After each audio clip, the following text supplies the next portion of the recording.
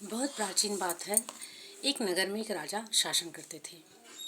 राजा बहुत ही वीर थे, बहुत ही योग्य थे, अनुभवी थे, एक कुशल प्रशासक थे। लेकिन राजा में दो कमियां थी। राजा के पास एक आंख नहीं थी और एक पैर से वो विकलांग थे। लेकिन उनके शरीर में दो कमियां होने के बाद भी राजा कभी भी अपने आप को किसी से कम नहीं आंकते थे। वो सदैव ईश्वर का धन्यवाद करते थे कि उन्होंने मुझे जीवन दिया है और इतने अच्छे राज्य को चलाने का अवसर दिया है। वो ईश्वर से कभी किसी बात की शिकायत नहीं करते थे कि उनके पास आँख नहीं है या पैर नहीं है। उन्हें ईश्वर से कभी भी कोई शिकायत नहीं था। एक बार राजा अपनी गैलरी में घूम रहे थे। उन्होंने देखा कि उस गैलरी में बड़ी ही शानदार तस्वीरें लगी हुई थीं।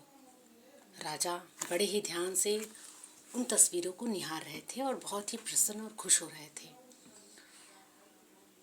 उन तस्वीरों में राजा के वंशज थे।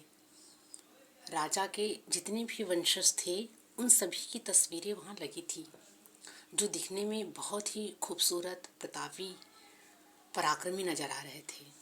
और राजा को खुद पर और ज़्यादा गर्व हो रहा था कि ईश्वर ने मुझे इतने अच्छे वंश में जन्म दिया। मेरे वंशज जो कि इतने वीर थे, इतने प्रतापी थे और इतने साहसी और इतने खूबसूरत थे।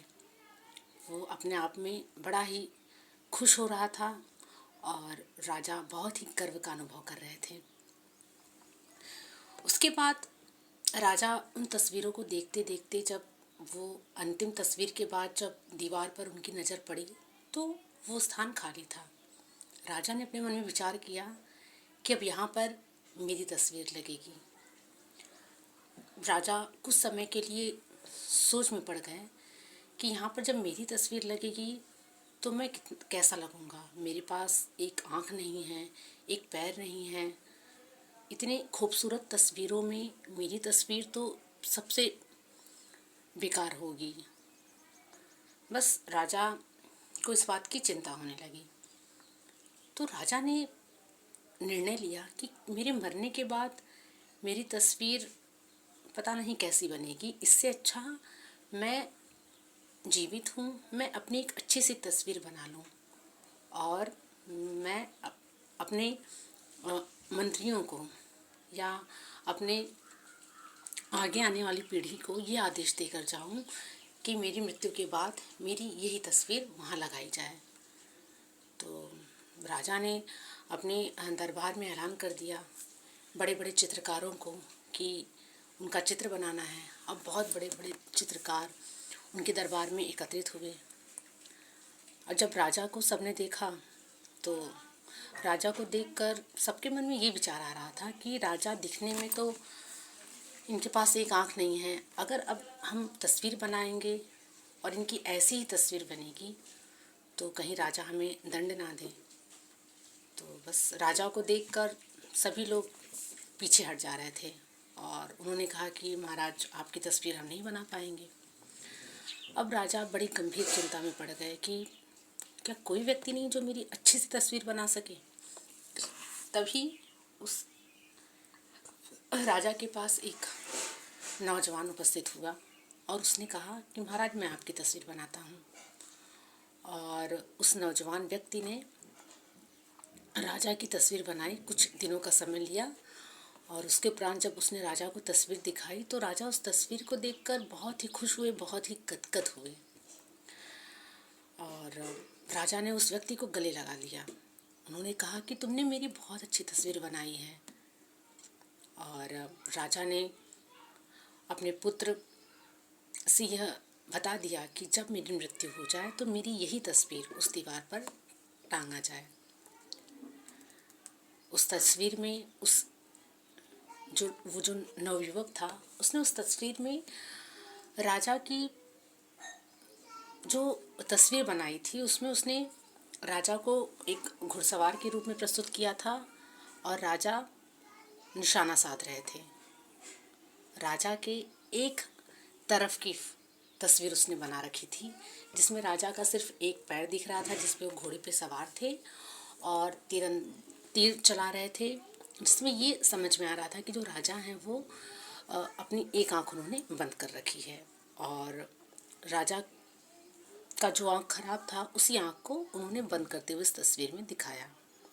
उस तस्वीर को देख कर यह स्पष्ट हो रहा था कि कोई राजा है जो घोड़े पर बैठे हैं और वो निशाना साध रहे हैं, जिसमें उनके शरीर का केवल एक ही पक्ष उस तस्वीर में नजर आ रहा था। और राजा बहुत ही खूबसूरत और साहसी उस तस्वीर में नजर आ रहे थे। अब राजा ने उस नवयुवक को बहुत पुरस्कार दिया और उन्होंने उस तस्वीर को अपने पास रखा। तो इस कहानी से हम ये सीखते हैं कि जीवन में जो परिस्थितियां हैं वो हमेशा हमारे अनुरूप नहीं होती हैं। परिस्थितियां हमेशा हमारे अनुसार नहीं चलती हैं। परिस्थितियां कभी कभी विपरीत होती हैं, तो ऐसी विपरीत परिस्थितियों में हमें अपना धैर्य नहीं खोना चाहिए। और सबसे बड़ी ताकत है हमारा आत्मविश्वास और सकारात्मक सोच। हमें सदैव अपने आत्मविश्वास को बनाकर रखनी चाहिए और अपने सोच को सकारात्मक रखनी चाहिए, जैसे कि उस चित्रकार ने किया।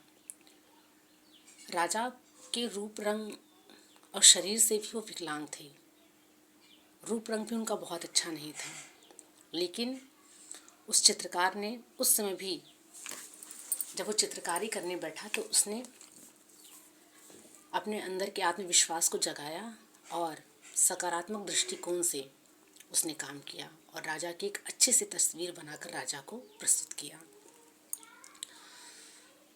तो कहा जाता है ना कि पानी में गिरने से व्यक्ति नहीं मरता है, बल्कि पानी में व्यक्ति तब मरता है जब उसे तैरना नहीं आता है।